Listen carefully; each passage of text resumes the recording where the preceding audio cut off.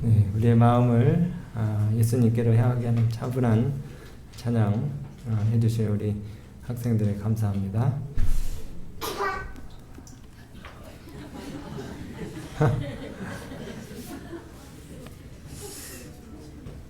제가 여기 처음 와가지고는 설교를 짧게 해서 우리 교우님들이 굉장히 좋아하셨는데 갈 때가 되니까 자꾸 하고 싶은 얘기가 많이 생기는데 그래도 여기 써온 것만 전달하고 내려가도록 하겠습니다. 근데 한 가지 꼭 당부드리고 싶은 것은 이 앞자리가 그래도 한 대여섯 분 앉으실 정도 자리가 있거든요.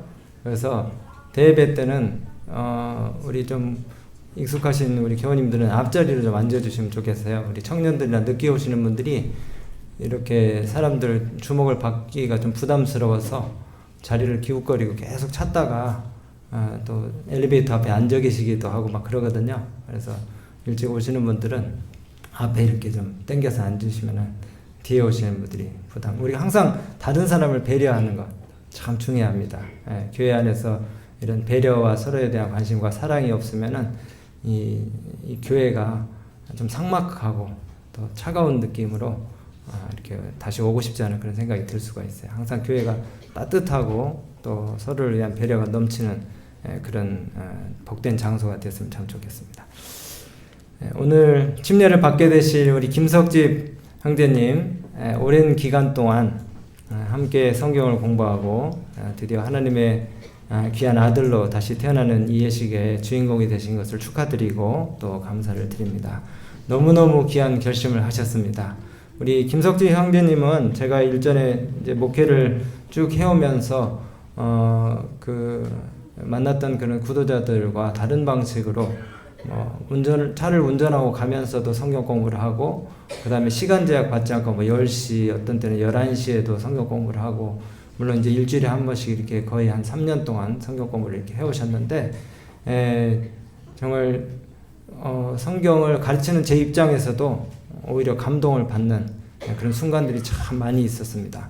그리고 어떤 그 지식 전달, 헤드 날리지가 아니라 정말 가슴으로 모르겠어요. 우리 형제님도 저한테 그런 말씀 하시긴 하셨지만은 가슴으로 서로 간의 그 뜨거운 어떤 그 반딩, 결합을 갖다가 경험할 수 있는 그런 너무너무 은혜스러운 시간들을 많이 갖게 되었습니다. 앞으로 우리 교회에 정말 이런 좋은 정말 성경 공부 후보자들이 많이 나타나셔서 이 선곡교회가 더욱더 하나님의 복음으로 충만한 역사들을 경험하는 아름답고 영광스러운 그런 교회가 되기를 간절히 바랍니다. 오프라 윈프리 쇼에 그 단골 게스트로 한때 많이 이렇게 초청을 받아서 이렇게 강연을 했던 우리 필립 맥그로우라고 하는 박사님이 쓴 책이 한때 우리 한국 사회에서 굉장히 인기가 있었습니다. Self Matters라고 하는 책인데 한국말로 자아라고 이렇게 번역된 책이 베스트셀러가 됐던 적이 있어요. 이 책에 보면은 지금 현재의 나를 갖다가 만드는 것이 무엇인가에 대한 대답으로 인생을 살면서 나를 갖다가 꼴짓고 결정하는 이 세 가지의 요인들에 대해서 이분이 저 책에 이야기를 하고 있어요. 첫 번째는 인생을 살면서 만나게 되는 5번의 특별한 사건들.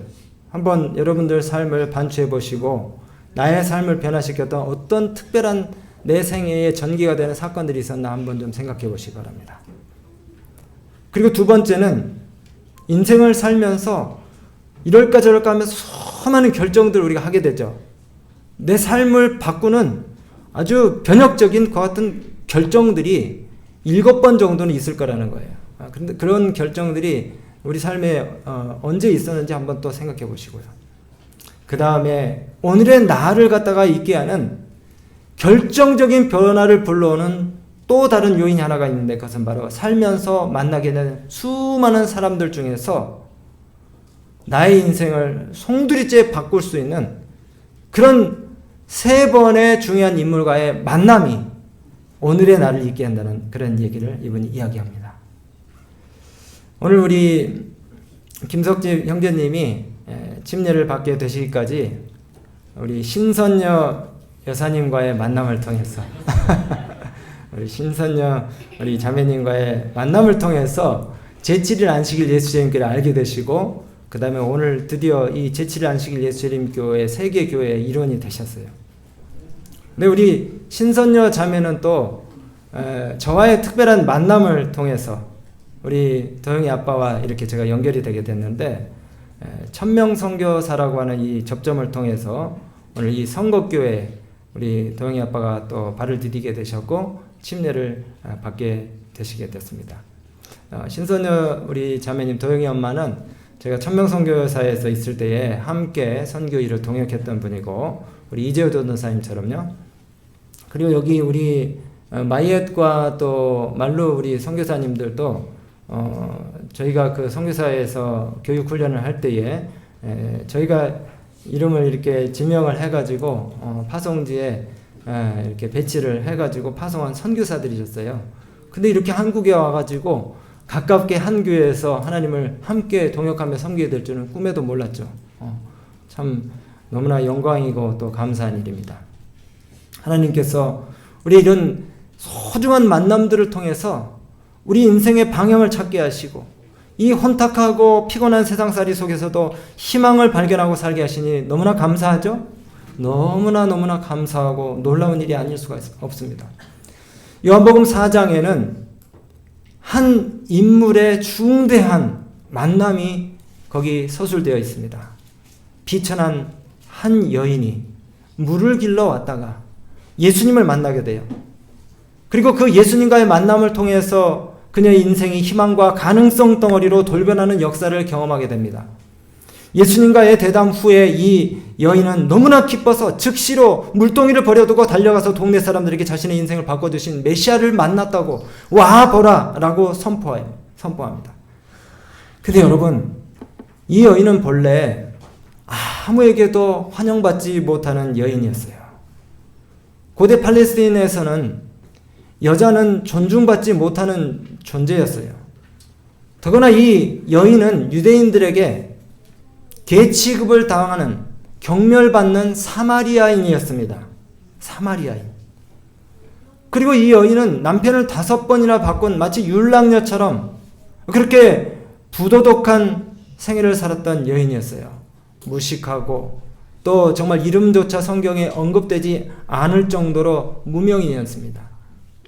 그런데 누구도 거들떠보지 않는 이 여인을 예수님이 찾아오신 것이에요. 완전히 관심 없이 버려진, 세상에게 버림당하고 남편에게 버림받고 가족들에게 버림받은, 자기도 자기를 버릴 수밖에 없는 그런 비천하고 가련한 슬픈 여인이에요. 여러분, 우리 사람들에게 제일 무서운 게 뭐냐면요, 자포자기예요. 자포자기. 자기마저 자기를 사랑하지 못하고 버리게 되면 그때는 희망이 없는 겁니다. 그래서 자살을 선택하게 되는 거예요. 여러분, 환영받지 못하는 존재의 비애가 얼마나 쓸쓸하고 아픈지 여러분들 아세요? 이 땅에 사람이 너무 많아서, 이 세상에 사람이 너무 흔해서 사람이 그렇게 대접받지 못하는 세상이 된 것입니까? 어떨 때 이런 생각이 들어요. 내가 꼭 세상에 필요치 않은 존재처럼 그렇게 느껴질 때가 있습니다. 과연 나는 이 세상에 필요한 존재인가? 친구들이나 동료들이나 직장 상사, 후배들과의 관계가 안 좋아지면 금세 드는 생각이 있어요. 내가 왜 태어났지? 내가 왜 태어났지? 이 세상에 나라는 존재가 마치 목적 없이 내동댕이 쳐진 것 같은 그런 느낌이 들 때가 있다는 것입니다. 그리고 나는 부모에게서 그냥 태어난 우연의 산물일 뿐이라는 그런 생각이 들어요. 아무렇게나 태어나서 아무렇게나 살다가는 우연히 산물이라는 그런 생각이 든다는 것입니다. 태어나지도 않을 존재가 실수로 태어난 것이 아닌가. 그래서 옛날에 자녀를 9남매, 10남매 그렇게 낳던 시절에 우리 어머니들이 우스갯소리를 하는 얘기가 있잖아요. 너는 그냥 계획이 없었는데 어쩌다가 다리 밑에서 주워왔어. 이런 소리를 하면은 그냥 평소에는 모르고 지나가다가도 정말 그 어려운 일들이 오고 그 다음에 가슴이 답답하고 사람들에게 버림을 당했다고 그렇게 생각이 될 때는 정말 내가 실수로 태어난 존재인가? 살 가치도 없는 놈인가? 그런 생각을 하게 되는 것이에요. 딸 많은 집에서 아들 날 때까지 그저 여행수로 존재하는 엑스트라처럼 우리의 인생이 생명과 어떤 그 계획과 목적이 있게 태어난 것이 아니고 우연히 내동댕이 쳐진 그런 존재처럼 생각되는 때가 있다는 것입니다. 여러분, 그래서 그 생각을 너무 또 골똘하게 하다 보면은 순간적으로 아주 비참하고 슬픈 결정을 하게 된다는 것이에요. 저희 집에도 최근에 환영받지 못하는 생명이 하나 생겼습니다. 참 안타까운 일이죠. 저희 아이가 오늘 낙심을 하지 말게 되길 바랍니다. 우리 반려동물 키우시는 모든 우리 동물 애호가 여러분들 용서하시기 바랍니다. 몇 달 전에 제가 가장 싫어하는 일이 저희 집에 생겼어요. 제가 방에서 설교 준비를 하고 있는데 외출했다가 돌아오는 저희 아이 소리가 났어요. 그때 여느 때와는 발걸음 소리가 그리고 박자가 달랐습니다. 저희 집사람과 함께 속닥거리면서 들어오는데 부엌 쪽으로 휙 지나가는 것이 왠지 뭔가 불길한 예감이 들었어요. 그래서 설교 준비를 하다가 손을 멈추고 이렇게 가만히 앉아 있는데 잠시 후에 정말 제가 기다리지도 않았는데 기다렸다는 듯이 낑 하는 소리가 들리더라고요. 그래서 저도 모르게 화가 났어요. 그렇지만은 조금 있다가 숨을 고르고 가봤더니 손바닥만한 강아지를 데리고 왔는데 화를 내야 되는데 화가 안 나지는 거예요. 너무 귀여운 생명이라. 너무 귀여운 생명이라 왜 가져왔냐고 호통을 치면서 물어야 되는데 화가 안 나는 거예요. 화가. 그래서 이 일을 수습하려고 저희 아이가 자기가 다 책임지겠다는 거예요. 예. 돈도 얼마 안 든다는 것입니다. 조금 안심은 됐어요. 근데 돈이 안 들긴 뭐가 안 듭니까? 계속 손이 가는 거예요. 목회하기도 바빠 죽겠는데 똥 치워야 되지, 오줌 치워야 되지. 진짜. 근데 한 달 있다가 치과의사 하는 친구를 만났는데 더 가슴 철렁하는 소리를 하는 거예요. 자기는 집에서 대형견을 키우는데 호르몬이 안 나와가지고 호르몬 주사를 한 달에 150만 원짜리를 매달 마친대요. 사료값까지 해가지고 200만 원이 든다는데 아니 그 친구는 뭐 돈 많이 버니까 뭐 그럴 수 있겠다지만은 저는 아니잖아요. 근데 그 친구가 그러는 거예요. 보험을 또 들어야 된다네. 보험. 너는 돈이 없으니까 보험을 들어야 된다는 거예요. 점점 더 심장이 조여오는 겁니다. 근데 또 지나가다가 또 들리는 얘기가 강아지가 높은 데서 자주 뛰면은 탈골이 온답니다. 그래서 얼른 인터넷에 뒤져봤더니 탈골이 또 수술하는 병이 500만 원이 또 든다는 거예요. 그래서 이제 지금은 다 포기하고 부잣집으로 빨리 시집 가면은 1+1으로 다 보낼 수 있겠구나 이런 생각이 듭니다. 정말 귀여우면서도 미흡습니다. 진짜 자랑하려고 갖고 온 거 아닙니다. 절대로요. 절대 자랑하려고 갖고 온 거 아닙니다, 여러분. 그리고 혹시라도 개 키우실 마음이 있으시면은 100번, 1000번 심사숙고하셔야 됩니다.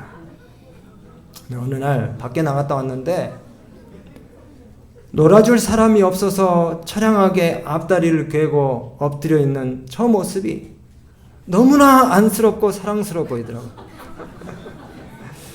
우리 도영이 아빠도 퇴근하고 집에 올 때에 도영이가 문 앞에서 이렇게 서 있는 모습은 아주 그냥 미칠 정도로 귀엽죠? 미칠 정도로. 그래서 드는 생각이 이 땅에 나온 모든 생명은 미물일지라도 그냥 아무렇게나 내동정이 태진 그런 생명이 아니다라는 생각이 들었어요. 말할 수 없는 사랑과 관심을 받는 대상으로 태어난다고 하는 이 사실을 충격적으로 깨닫게 됐어요. 여기 계신 모든 분들 각자가 다 정말 말할 수 없는 하나님의 사랑과 관심의 대상이시라는 겁니다.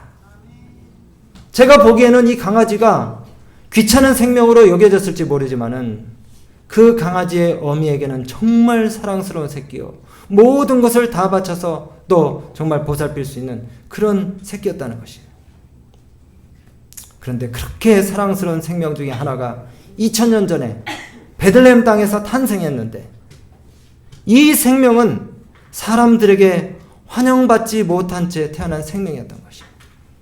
요한복음 1장 12절에 보니까 예수님께서 이 땅에 태어나실 때 어떤 생명으로 태어나셨어요?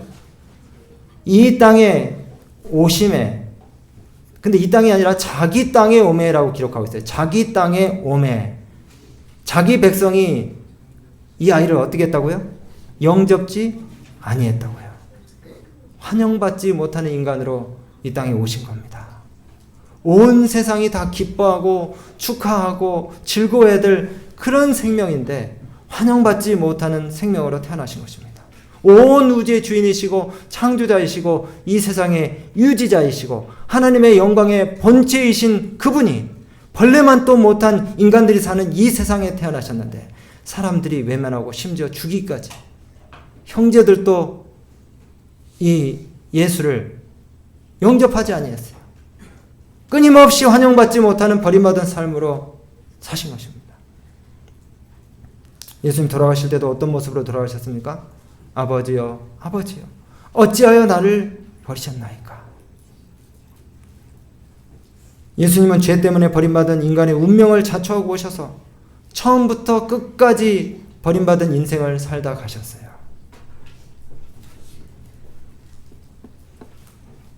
여러분, 예수님이 가족들에게 환영을 받으셨나요? 형제, 누이들도 하도 미워해서 집에 들어가실 수 없으셨어요. 고향에서도 고향 사람들이 예수님을 어떻게 했습니까? 예수님을 강제로 끌어내가지고 벼랑에 끌고 가서 내동댕이 치려고 그랬어요. 정말 예수님의 일생은 버림받은, 환영받지 못한 그런 삶의 연속이셨습니다.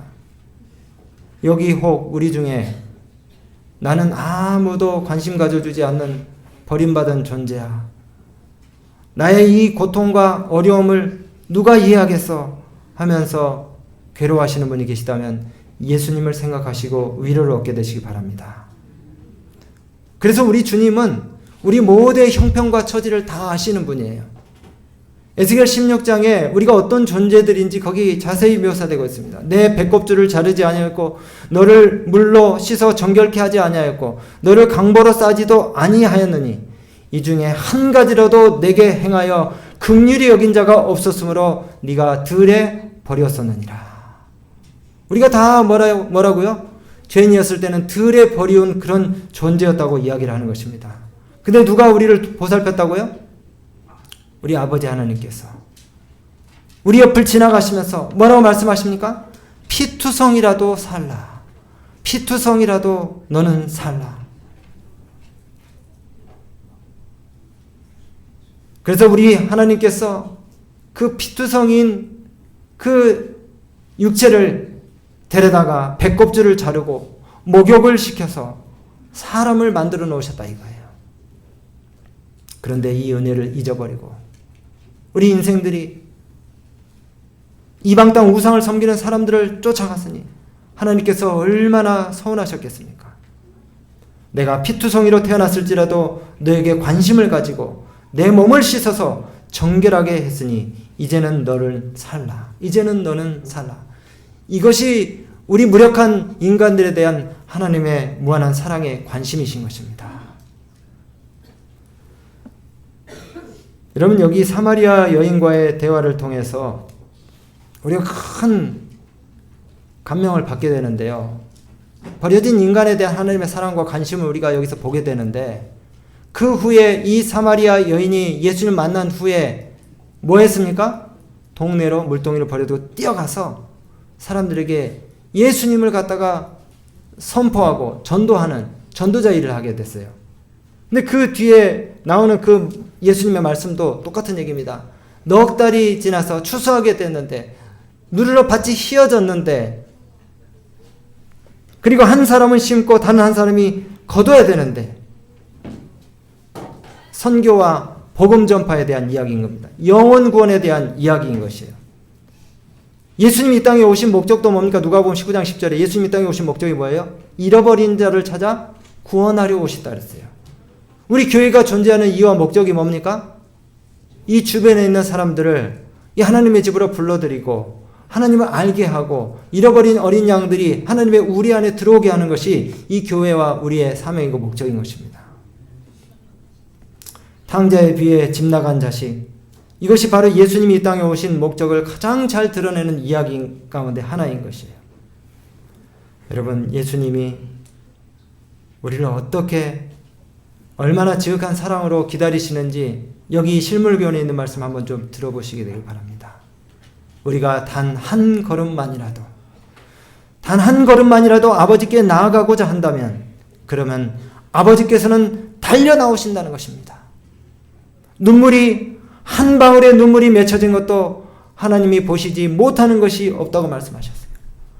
하늘 아버지에 대한 아주 미미한 생각이 우리의 마음 가운데 일어날 때라도 하나님은 감지하지 못하시는 경우가 없다고 말씀하셨어요. 우리의 다급한 사정을 담은 기도가 이미 드려지기 전에 이미 하나님께서 듣고 계신다고 말씀하셨습니다.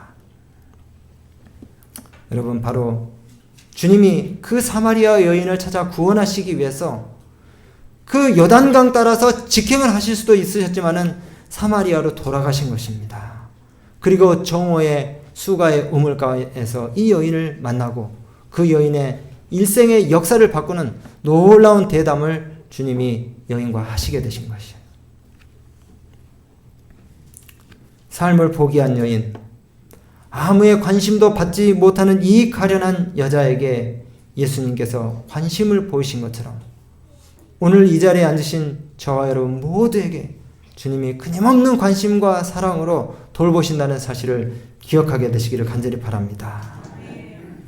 오늘 저는 말씀을 정리하면서 여러분, 이 여인이 예수님을 만난 다음에 극적으로 예수님을 경험한 다음에 변화된 그 모습을 가지고 사람들에게 어떤 일을 행했는지에 대해서 우리 모두가 좀 주목해 보시게 되길 바라면서 말씀을 좀 정리를 하려고 합니다. 여러분, 이 여인이 어떻게 했다고요? 동네로 뛰어가서 내가 메시아를 만났다. 구주가 여기 와 계신다. 와서 보라. 라고 하는 그런 놀라운 선포를 했어요. 여러분, 사람들이 왜 이 여자의 말을 듣고 왔을까요?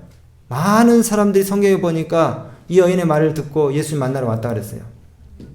가만히 보니까 이 여인의 표정이, 얼굴이 달라진 것입니다. 얼굴이 평소에는 그 자신의 초라한 모습 때문에 늘 위축이 되고 그 다음에 우울하고 그 다음에 표정이 찡그리고 죽지 못해서 살았던 이 여자가 보니까 어떻게 됐어요? 기쁨과 행복이 넘치고 정말 이 천사의 얼굴을 하고 나타난 것이에요.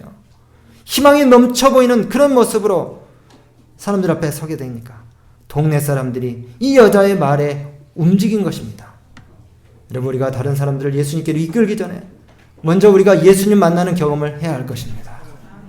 저는 요즘 제 주변에 있는 사람들 가운데 정말 그 마음의 우울함과 그 다음에 낙심과 괴로움으로 시달리는 그런 사람들 많이 보게 돼요. 여러분 주변에도 그런 분들 많이 계시죠? 많이 계셔요.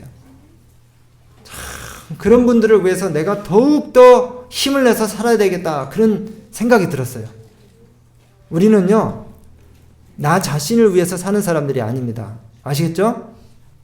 내가 죽고 싶어도 나는 죽을 수가 없는 사람이에요. 왜? 나를 보고 힘과 용기를 얻는 사람들이 있기 때문에 내가 죽어서는 안 돼.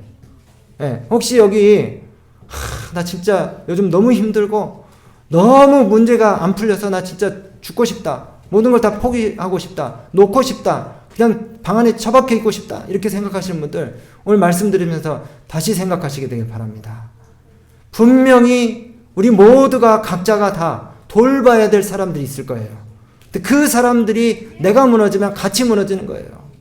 그래서 그 사람들을 위해서 내가 산다, 존재한다 그렇게 생각하시고 힘을 내셔야 돼요. 힘을. 이 사마리아 여인처럼 주체할 수 없는 기쁨과 표정으로 우리 주변에 있는 사람들에게 나가야 되는 것입니다. 우리의 변화된 모습을 보고 우리 주변에 있는 사람들이 힘을 얻어야 되는 것이에요. 우리가 예수님 만나면은 사람들이 대번에 알아봐요. 그 사람만이, 그런 사람만이 예수님에게 사람들을 이끌 수 있는 그런 능력을 가진 사람들이 되는 것입니다. 오늘 침례를 받게 되시는 우리 김석진 형제님, 이 예식을 통해서 찾아오시는 예수님이 우리 형제님의 마음을 갖다가 하늘까지 인도하실 때에 특별히 우리 형제님이 오늘 예식을 통해서 거듭난 삶의 변화들을 통하여 주변 사람들이 함께 힘을 얻는 놀라운 역사가 일어나게 되시기를 간절히 바랍니다.